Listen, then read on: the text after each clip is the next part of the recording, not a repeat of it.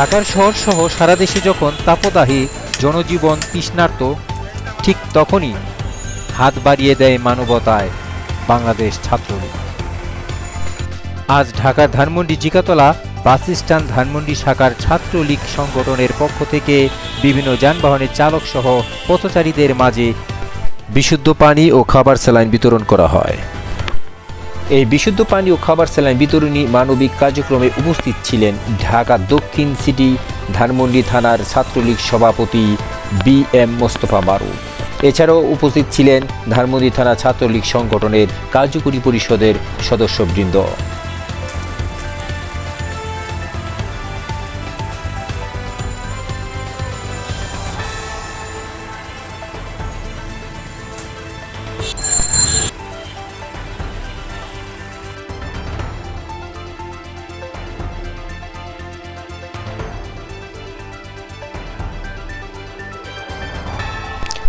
আজকের এই মানবিক কার্যক্রম সম্পর্কে ধানমন্ডি থানার ছাত্রলীগ সভাপতি বি.এম.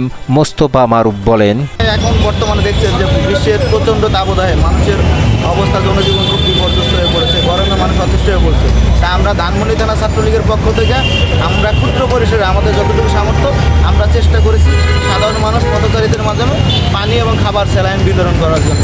আমরা আমাদের অবস্থান থেকে চেষ্টা করেছি মানুষের জন্য অন্তত গরমে যেন একটু কষ্ট লাঘবের লক্ষ্যে আমরা একটু পানি এবং স্যালাইন বিতরণ করে খাওয়াতে পারি।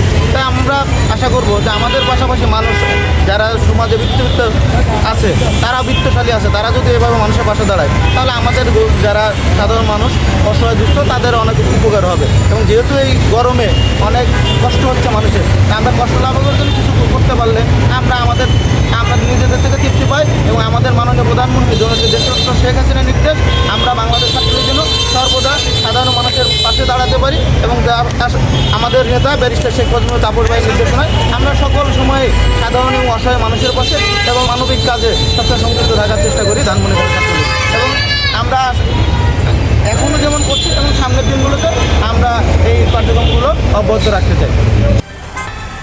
করোনা, বন্যা, সাইক্লোন সহ অতীতে দেশের প্রতিটি দুর্যোগের সময় ধানমন্ডি থানা ছাত্রলীগের মতো দেশের প্রতিটি শাখার ছাত্রলীগ আপামর জনগণের পাশে মানবতার হাত বাড়িয়ে দিয়েছে, আজও বহমান।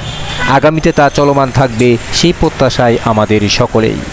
50 বাংলা নিউজ, ধানমন্ডি, ঢাকা, বাংলাদেশ।